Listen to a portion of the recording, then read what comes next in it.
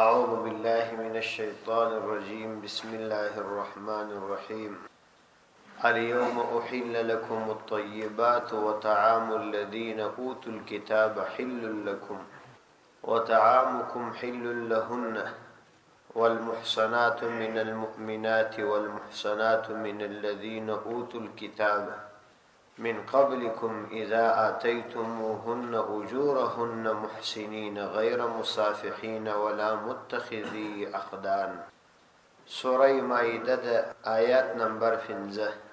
اليوم أحل لكم نن ورځ حلال کړل سوي دي تاسو لره الطيبات فاکیزه شیان وطعام الذين او خارق د هغه کسانو اوتو الكتاب چاوي ته کتاب ورکړل سوي حل لكم استاسو د فار حلال دي وطعامكم او استاسو طعام و خرق حل لهن حلال دي دوی لر والمحصنات من المؤمنات او پاک دامن شزي من المؤمنات د مؤمنات شذو څه والمحصنات او پاک دامن من الذين د او کسانو څه اوتو الكتاب چاوی ته کتاب ورکړل سوی دی من قبلکم استاسو نمخ کی اذا آتیتموهن اجورهن شکل تاسو هغوی ته ورکړی وی اجورهن د هغوی مہر محسنین په داسو حال کې چې تاسو پاکی حاصلون کیاس احسان حاصلون کیاس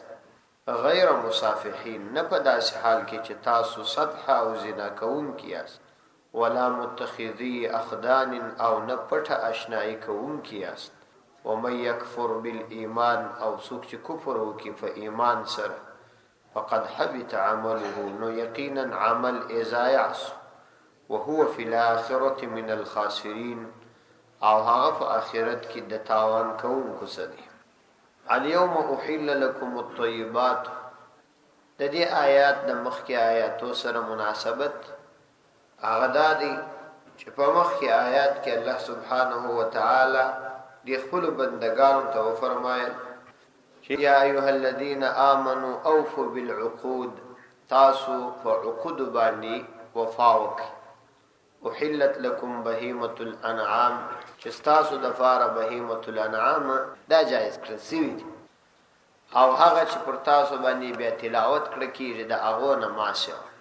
نو مخکې آیات کې الله سبحانه و تعالی د زینو حلال شانو یادونه وکړه او بیا د هغه څخه ورسته د نو شانو یادونه وکړه چې هغه حرام دي. نو د هغه څخه ورسته بیا د هغه حلال شانو یادونه وکړل چې هغه طیبات او بیا د ښکار په ذریعہ باندې هغه حلالېدل. نو دلته هم د نور حلال شانو یادونه کوي چې دا طیبات دي. اليوم ننورز د نن ورځې څخه مراد دغه ورځ د چې دغه آیات پکښې نازل شوي او یا د دې څخه مراد هغه ورځ ده چې دغه صورت د نازلېدو ورځ ده. مراد ورڅخه د نن ورځې څخه یا هغه ورځ ده چې دا آیات نازل شوي دي یعنی د عرفات ورځ چې مخکې آیات چې اليوم اکملت لكم دینکم هغه آیات پکښې نازل شوي. نو دا آیات هم په دغه ورځ باندې نازل شوی. اليوم احل لكم الطيبات نن ورځ حلال کړل شوی دي تاسو له الطيبات فاکشان. د نن ورځې د تخصیص وجه ده چې یعنی په دغه شانو کې حلت ته په خاصه هم موجود. طیبات پاکیزه شیانو توای هغه شی چې د انسان فطرت او مزاج قبلوي هغه پاکیزه شی ته ویل کیږي. د نن ورځې د تخصیص مطلب دا دی چې یعنی د نن ورځې څخه بیا په دې کې حرمت نه راځي تر قیامت پورې به تاسو ته دا بیا پاک او جائز وي. اليوم نن ورځ احل لكم الطيبات حلال کړل شوي دي لكم تاسو لره الطيبات فاکشان یعنی د دې څخه ورسته بیا پر تاسو باندې نه حرامېږي د ابد د فاره به دا حلال وي لکه په خواج تاسو ته حلال. په دې مبارک آیات کې الله تعالی د خپل بندگانو ته د یو ډیر لوی انعام یادونه وکړه. اصل کې یو قاعده ده تاسو دا قاعده یاد ساتئ. په دنیا کې دوه قسم شیان شته. یو هغه شان دي چې تر ذبح پورې اړه لري او یو هغه دي چې تر ذبح اړه نه لري. کوم شان چې تر ذبح پورې اړه لري حیوانات داغو په ارتباط هم تفصیل سناتیر سو او یو سره روان او یو هغه شان دي چې هغه تر ذبح پورې اړه نه لري لکه مثلا دا جوارس ول غنم سول یا نور داس شان چې د مځکې پیداوار دي د مځکې څخه پیدا کیږي. د جدوالو تر مابین قاعده دا ده چې اصلا په دغه شانو کې چې ذبح نه پکې راځي حلت اصل دی. یعنی اولا دا حلال او پاک دي. کچا حرام ګڼل نو پر حرام باندې وقطعي دلیل پیدا کوي چې دا په دی وجه حرام شي. او کوم شان چې تر ذبح پورې اړه لري دا په حقیقت کې حرام دي. د شریعت د ضابطې مطابق چې هغه د څو شرایط چې ذبح وکړي یعنی د الله تعالی پر نامه باغ حیوان ذبح کوي نو بیا حلال شي. نو احل لكم الطيبات پاک شیان تاسو د پاره حلال کړل شي یعنی مخکې لا پاک او اوس یې دا حلت تاسو د پاره دایمي ابدي دي. په دې کې تغییر او تبديل بیا نه راځي. دي کې علماء د دې وجه دا لیکلي ده چې مسلمانانو ته حلال شیان پاک شیان ولې حلال کړل شي وای اصل کې د دې وجه دا ده چې الله تعالی پر دې خپل بندگانو باندې خبائث او بد شیان هغه حرام کړی. چنانچه په یو بل مبارک آیات کې الله تعالی فرمایي یحل لهم الطیبات. الله تعالی دې خپل بندگانو ته طیبات پاکیزه شیان دا حلالي ويحرم عليهم الخبائث او پر دوی باندې خبائث او خبيث شیان حراموي. او د دې طیباتو د فرق او د استعمال امر خپل ټول بندگانو ته کړی خصوصا تر ټولو پاکیزه مخلوق چې انبیاء علیهم السلام هغه ته هم د دې امر کړی. چنانچه الله تعالی بل ځای فرمایي یا ایها الرسل اے رسولان د رسولانو جماعت کلوا من الطیبات تاسو پاک شیان خوري واعملوا صالحا او نیک اعمال کوي. اشاره ودی ته د چې د نیک عمل د پاره د پاک شي خوراک لازمي دي ځکه د پاک او پاکیزه شي خوراک دا د انسان پر نفس او پر دماغ او پر ظاهري وجود باندې تاثیر غورځي. کچيري د یو سړي خوراکه خراب او فاسده هغه نیک اعمال نشي کول. کوي هغه اعمال ظاهرا نیک وي په حقیقت کې نیک نه وي. د دې لپاره مفتی محمد شفیع صاحب رحمت الله علیه یو مثال بیان کړی. هغه وایي لکه څنګه چې انسان الله تعالی د دې لپاره نه دی پیدا کړی چې خوراک وکړي چې شک وکړي خوب وکړي بلکې د عالم یې ټول په د باندې بنا کړی او د آخرت لپاره جوړ کړی. حدیث کې راځي الدنیا خلقت لكم وانتم خلقتم للاخره. دنیا تاسو د لپاره پیدا کړل شوی ده او تاسو د آخرت لپاره پیدا کړل شوی. مطلب تاسو غرض او هدف دادی چې آخرت ته کامیاب ولرسئ. دنیا فقط د ضرورت په اندازه باندې تاسو استعمال کړئ. نو چې کله انسان یو مقصود دی او هدف دی په دنیا کې نو د دې لپاره الله تعالی د انسان لپاره د پاک شي تنظیم ورته کړی چې دا مؤمن بنده پاک شي وخوري. د دې مثال داسې دی لکه یو سړی چې په یو ماحول کې اوسېږي. دا ښکاره خبره د تجربه د څوک چې په هر ماحول کې وي دا ماحول اثر قبلي. که په ښه ماحول کې و د ښه ماحول اثر قبلي که په بد ماحول کې و د بد ماحول اثر قبلي. دا ښکاره ده د تجربه د ټولو انسانانو. یو سړی چې د بدانو خلکو سره یو میاشت مسلسل کښینی نو د بدانو اثر به ضرور پکښې راشي. او که یو انسان د نیکانو خلکو سره یو میاشت مسلسل کښینی نو د نیکانو خلکو اثر به ضرور پکښې راشي. او د اثر په سترګو نه لیدل کېږي خو انسان ته سرایت کوي. په سترګو نه لیدل کېږي چې عادي را روان دی ته ځان یې وساتي لیکن سرایت یې ضرور معلومیږي. د دې مثال داسې دی که هوا چې وچلیږي او یخ جوړ شي دا یخ په سترګو نه معلومیږي چې عادي یو شی دی را روان دی لیکن هوا یخ شي ټول خلک په پوهېږي. یا هوا ګرمه شي څوک نه په پوهېږي چې هغه د ګرمۍ راغله لیکن هغه ګرمۍ خلک احساسوي. نو عین دا انسان چې د خپل ماحول څخه ښه او بد اثر اخلي عین دغه شکل دی د خپل باطن څخه هم نیک اثر او بد اثر. نو مفتی صاحب لیکلی دی وای چې کله انسان د خارجي محل څخه تاثیر قبلوي او دا تجربه ده، نو دا څنګه کېدلای نسی چې د خراب او حرام شی د خوراک په وجه دی د وجود غلط اثر قبول نکي، او د حرام شی اثر دی د په زړه د په ژبه د په اعمالو کې راځي. نو ځکه الله تعالی دی بندگانو ته د دې امر کړی دی چې تاسو طیبات خوري، پاک شیان، پاکیزه شیان خوري، ځکه چې خبائث د انسان په طبیعت کې خباثت پیدا کوي.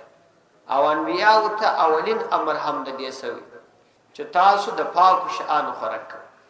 او ښکارا قاعده او قانون دی څوک چې څومره د پاکیزه نه پکې پابندي کوي دومره د عبادت او تقوا او د دین سره شوق، او څونه چې سړی د نفقې په ارتباط فکر نکي هغه د دین او دینداری او د عبادت سره دومره تعلق او فکر هم نه لري.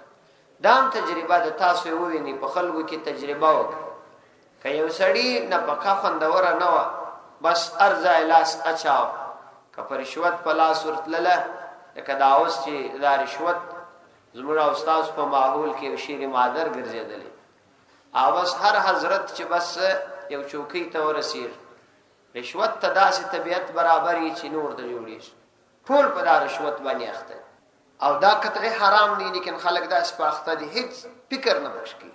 او چې ته ورته وایې چې دا خو حرام عمل دی نو دی وایي کاروبار نشته نو څه وکړم، یعنی دا د جواز دلیل دی. نو د حرام مال یا مثلا په سود اخته ډېر خلک په سودی کاروبارو اخته، او یا د کافرانو سره کار کوي، کافرانو د حربي کافر سره د حربي کافر سره کار کول حرام دی. حربي کافران موږ وطن کې ټول حربي کافران یو لا هم مستامن او زمین الا هغه پخوانی هندوان یا سکان چې د پخوا څخه دلته اوسېدل کدا هغوی سره څوک مزدوري کوي نو هغه جایز د پروانه کوي. نو دا ټول حرام کارونه دي. ښکاره خبره ده چې د حرام شي اثر دا د انسان پر زړه، د انسان پر دماغ او د انسان پر وجود باندې لوي شي. اوس نو دا چې د حرام شي او د طیب شي تر مابین معیار چې شي وای د دې لپاره معیار په حقیقت کې د عقل سلیم او طبع سلیم دی. کله یو انسان عقل سالم وي او فطرت یې سالم وي، په فطرت کې د نن خصیصیت او رذالت نه پروت، په استعداد کې د نن د انسان په استعداد کې وای نو هغه په دې باندې په ایری چې دا شی جائز نه دی. چنانچه صحابه کرام رضی الله عنهم کې ځینې داسې صحابه وو چې هغوی د دې نمخ کې چې ایمان اله نور راوړ، یعنی د ایمان نمخ کې د هغوی فطرت سلیم، په دا سلیم فطرت په هغه وخت کې دوی د بت عبادت نه کاوه، سره د ایمان نور راوړ او دا غرنګ مردار یې نه خوړل، د زنا څخه ځان ساتي. دا سلیم فطرت او سلیم عقل چې سالم عقل وي، برابر عقل وي، برابر فطرت وي، هغه سړی ته فوراً د طیب او د خبیث شي فرق معلومي. معیار یې دا خو کله کله دا پر سړی باندې پټ شي، انسان ته نه معلومي چې دا به حرام وي دا به حلال. نو شریعت د انسان د لپاره یوازې دا نه چې ستا پر سلیم فطرت یې فیصله کړي، بلکې د پیغمبرانو علیهم السلام ژوند یې ستا مخ ته نمونه کړي چې د هغوی په ژوند کې ګور د هغوی مطابق شان اخ کوم شان چې وي هغه اخ. نو طیبات الله تعالی په دې خپل بندگانو حلال کړي دي او خبائث دا یې ور باندې حرام کړي. د خبائث تفسیر پیغمبر علی السلام کړی دی. پیغمبر علی السلام فرمایي کوم حیوانان چې الله تعالی یو قوم د عذاب او غضب په وجه باندې په هغه مسخ کړي هغه خبيث حیوانات دي، لکه خنزیر او یا ګیدړ دغه بيزو چې يهودان الله تعالی په خنازیر او بيزوګانو بدل کړ، وای دا خبائث دي.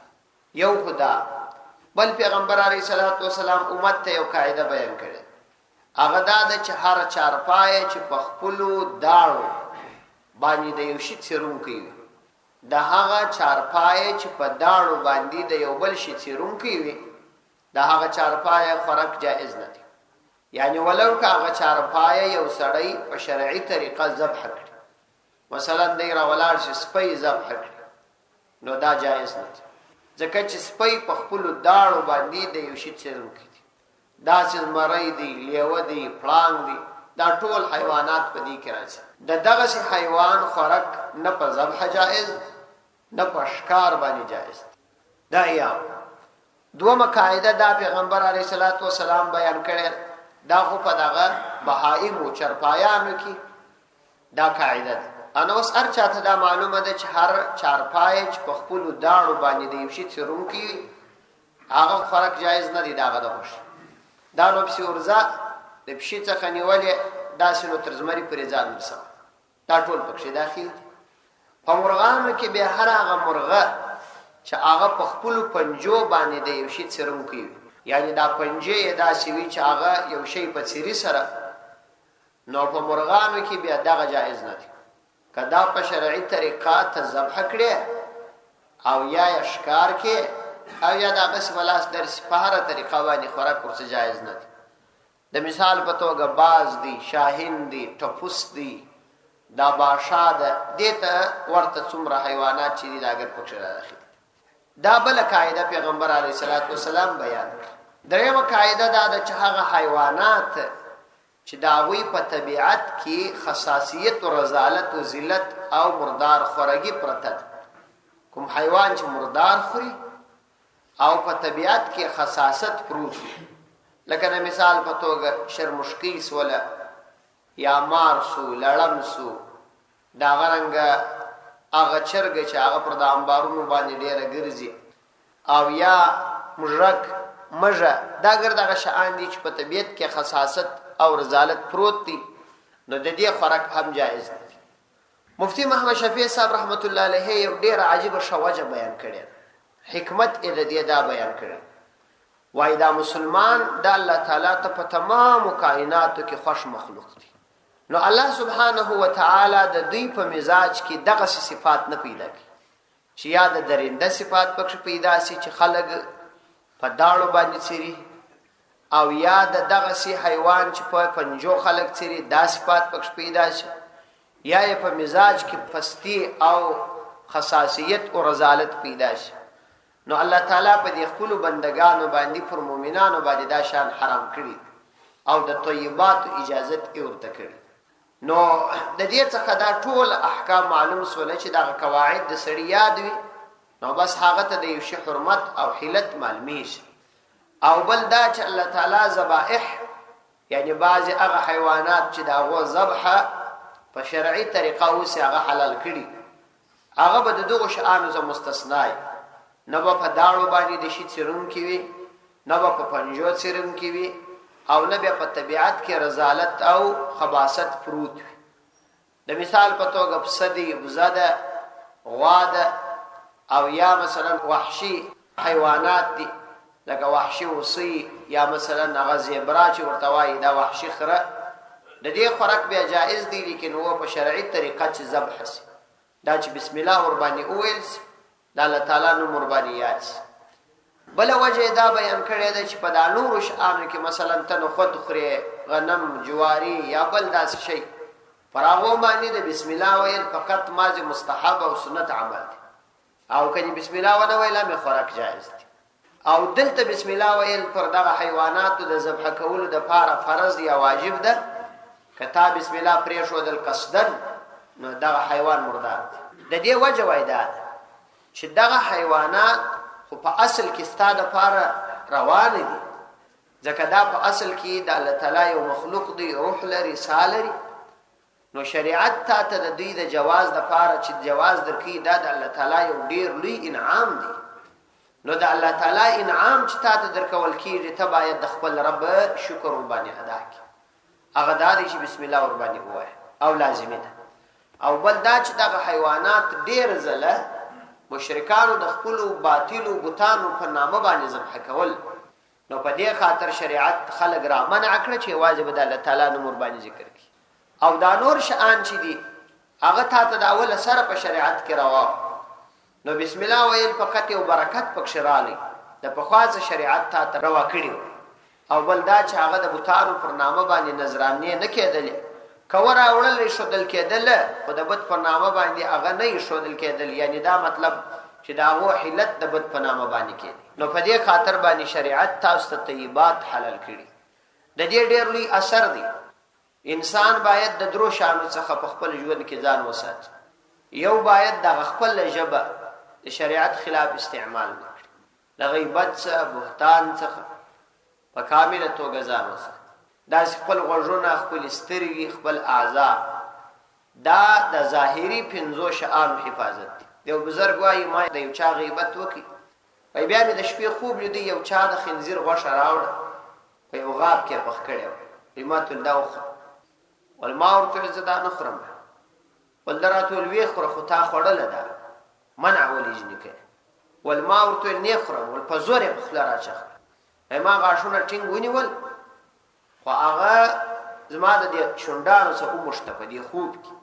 وایي 40 ورځې مې خوله داسې ترخه وه لکه زهر چې په دا خوله کې راچوي، او تر 40 ورځو پورې ما د خپل مانځه څه خوند نه دی اخیستی، د عبادت څه خوند. خو دا د هغه پاک فطرتو انسانانو تاثیرات دي چې باطن یې صفا وي، معمولي خیره هم قربان وي. زموږ بیچارهګان خو کارګر سړي خراب دي، ور موږ باندې خو بیخي ډېره خیر هم نه معلومي، ولې زموږ خو ټول ژوند په غیر طریقه باندې روان. دوم دا چې انسان به د خپل ماحول حفاظت کوي. د خپل ماحول حفاظت دا دی چې خپل ماحول ته به داسې شی نه راپرېږدي چې ستا پر وجود او ستا پر اولاد غلط تاثیر وکړي. لکه دا د کفارو رادیوګانې سوې، دا ټلویزیونونه سول، یا دې ته ورته دا مجلې سوې، یا د خپلو دوستانو د هغو دوستانو سره کورنۍ تعلق ساتل چې هغوی بېدینه وي، د هغوی سره به داسې تعلق نه ساتي. نه به خپل اولاد ورلېږي، نه به خپله کوروالا ورلېږي، نه به د چا په ودونو کې شرکت کوي. دا لازمي ده چې د خپل ماحول حفاظت وکړي. او دریم دا چې د خپل باطن حفاظت وکړي. نو وایي که سړي د دې درو شیانو حفاظت وکړي، د خپلو ظاهري اعضاو حفاظت یې وکړي، د خپل شاوخوا ماحول حفاظت یې وکړي، او د خپل باطن حفاظت یې وکړي، وایي دا سړی به ولي جوړېږي. د ولایت دپاره دا درې شی ضروري دي.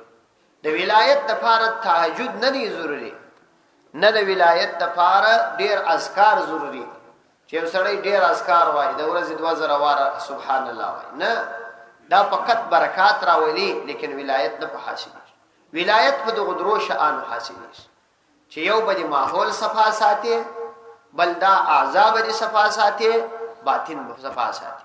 د باطن د صفا ساتلو یوازنۍ لاره دا ده چې ستا باطن ته حرامه لقمه ولاړه نشي، حرامه ګوله ولاړه نشي. که حرامه ګوله ولاړله بس ټول نظام درهم برهم کېږي، ټول نظام.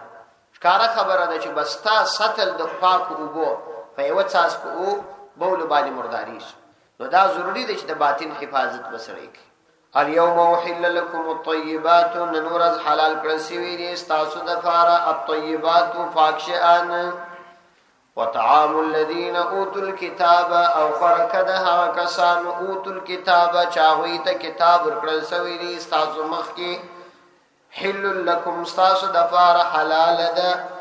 د دې څخه مراد ذبیحه د اهل کتاب، یعنی هغه خلک چې اهل کتاب دي، یهود او نصارا، او په خپل کتاب باندې او په عیسی علیه السلام او د الله تعالی په توحید باندې عقیده لري او په شرک مبتلا سوي نه وي، د هغوی ذبیحه ستاسو دپاره روا ده.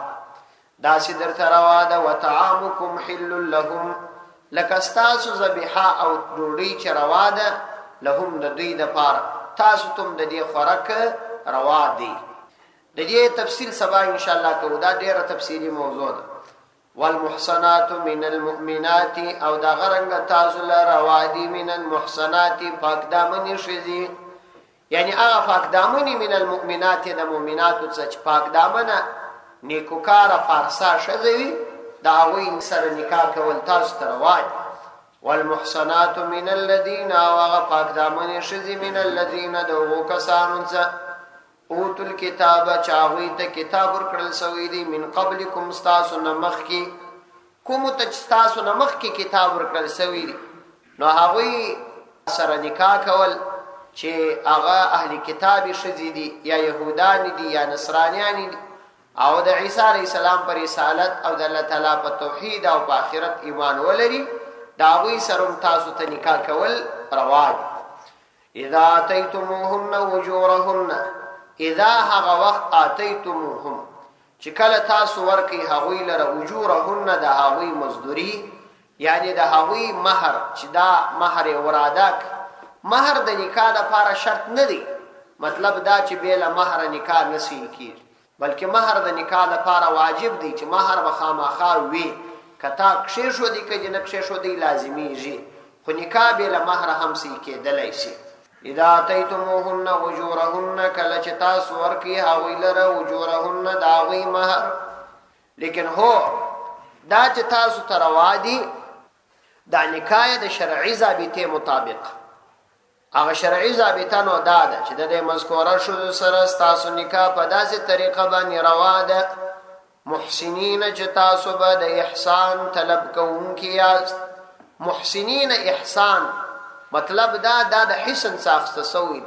حسن وای کلات یعنی چې د دې نکاح په وجه بستا غرض د زنا او د زنا د اسباب ځان را ګرځول وي پاک دامنی به دی غرض وي خپل د عفت او د نفس تسکین به دی غرض وي شهوت پرستی دا به دی غرض نه وي دا نکاح د دغه شذو سره تاسو تروا د محسنین په داسې حال کې چې تاسو د احسان طلبونکي یاست غیر مصافحین نزایا کون کې د خپل اوبو مصفح هغه کس توای چې زنا کوي چې اسی خپل اوبو ضایع کوي غیر مصافحین یعنی زنا کون کې بنای استاسو چې د زنا اراده لري مطلب دا چې په پټه باندې نکاح نه کوي نکاح په ښکارا باندې کوي مطلب دا متعب نه کوي د څو ورځې لپاره موقت نکاح نه کوي غیر مصافحین بیاس محسنین بیاس د همیشه لپاره مؤبد نکاح نو نبا علانیه زنا کوي ولا متخذی اخدان او نبا نیون کوي اخدان د پټو آشنایانو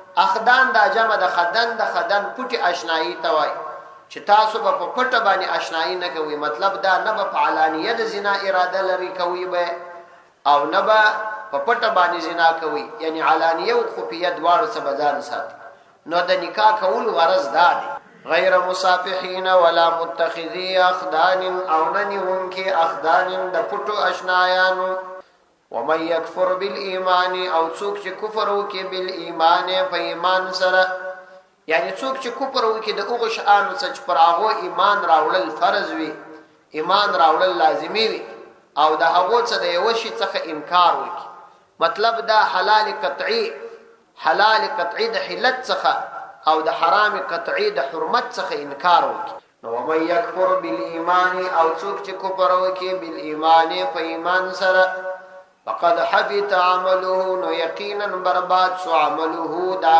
عمل نیک عمل برباد سو وهو فی الاخره من الخاسرین وهو دغه کس فی الاخره فاخرت کی من الخاسرین د تاوانیانو څخه دی په آخرت کې انتهایی په لوی تاوان کې پروت دی نو بس حلال به حلال غني حرام به حرام غني او د شرعي اصول مطابق به اجرا کوي صدق الله